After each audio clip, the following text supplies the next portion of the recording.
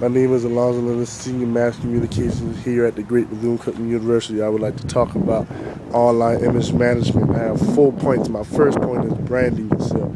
Branding yourself meaning you must always have a positive outtake online, no matter how you're feeling, no matter what your personal feelings on the inside are.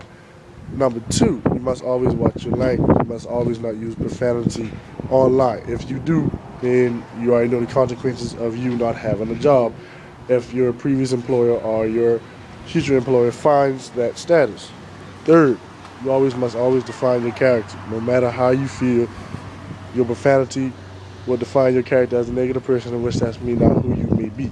Also, you must always watch who you accept on your online sites, because if you do not, you may put something negative on there, your previous employer finds it, or your current employer finds it, and then that's your job. So basically, you can say that your friends cost you your job. So those 4 points: number one, branding yourself; number two, the profanity, language; number three, character; and number four, your friends online. Those four things will automatically guarantee you a positive job if you follow all four of these things.